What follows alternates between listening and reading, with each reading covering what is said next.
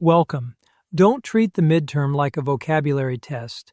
Treat it like a design defense under pressure. We are going to reason from hidden assumptions to invariants, then to evidence and trade-offs. Now that the premise is set, the focus is pressure, not the happy path. A design that works once in order may still fail when timing or concurrency changes. So the real question is not whether it runs, but what stays true when the system is stressed. Exactly. Before choosing a fix, name the invariant you are trying to protect, then connect that choice back to A1. The question in front of you is often not the real question. The hidden task is to identify the assumption that makes the baseline look correct, and then ask what pressure breaks it. So I should be looking for the assumption first, not jumping straight to the answer choice. Yes. Then you justify the correction with evidence and explain the trade-off instead of merely naming a tool. That structure is the point of the lecture flow. Topic, pressure, invariant, evidence, defense. A good answer starts with the property that must remain true, not with the mechanism. Why not start with the mechanism if I already know a lock or cue might help? Because the mechanism only makes sense after the invariant is named. Otherwise, you may protect the wrong thing. Trace analysis asks a precise question. Given a code block and an interleaving, what is the final state?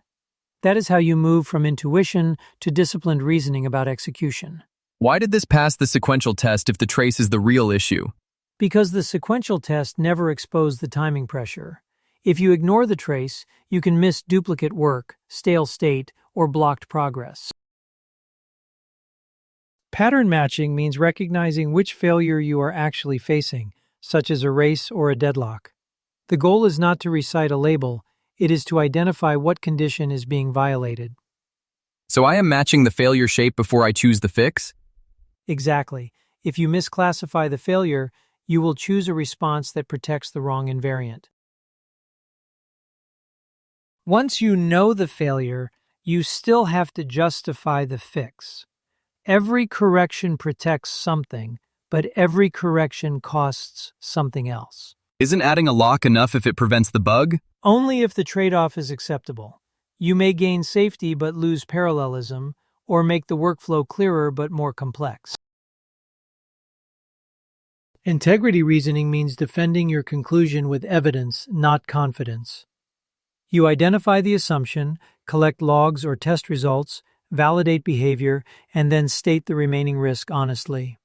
So what belongs in the integrity packet is not just the fix, but the proof behind it? Exactly. The packet is where the claim becomes reviewable. A system invariant is the condition that must remain true across all valid executions. If you cannot name that condition, you cannot really say whether the design is correct. What invariant am I protecting if the system has several moving parts? Pick the one that the failure threatens directly. That becomes the anchor for the rest of the answer. Now the pressure becomes concrete. Two workers read the same episode and both try to move it forward. The design looked fine because the read and the write were treated like one step, but execution split them apart. So the hidden assumption was that nobody else could act between the read and the write? Yes, and that assumption fails as soon as overlap appears. When the failure matters, you need repeatable evidence.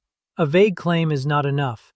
You want structured logs, correlation IDs, repeated runs, and a clear path from observation to invariant violation. What evidence would actually prove the failure occurred?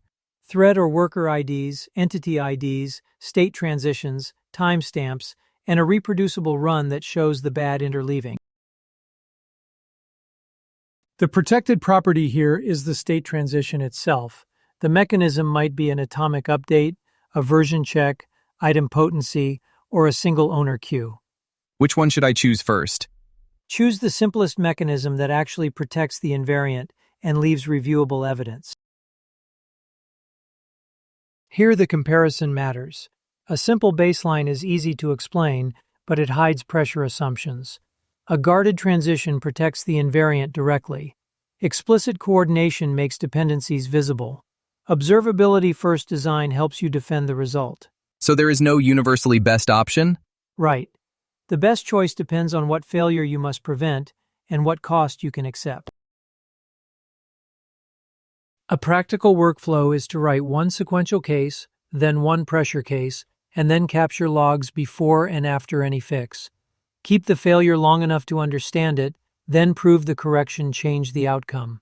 So I should preserve the failing test instead of deleting it after the fix. Exactly. The before and after comparison is part of the evidence. This is where the lecture connects directly to A1. In your own project domain, identify the object, workflow, event, or recovery mechanism that matters, and show the invariant, the failure evidence, and the integrity packet reasoning. What counts as sufficient evidence for the assignment? Runtime commands, structured logs, before and after behavior, diagrams, failure reproduction, and a clear defense of the design choice. Use these questions as rehearsal for the midterm and oral defense. Name the invariant, identify the hidden assumption, explain how you would force the failure, and describe what evidence proves your claim. If I can answer those cleanly, what does that show? It shows you are reasoning like an engineer rather than memorizing phrases. The central message is to think, stress, repair, and validate. Reason about the design, push it under pressure, correct it with intention, and then prove the result with evidence. So the final test is whether I can defend the design, not just describe it. Exactly.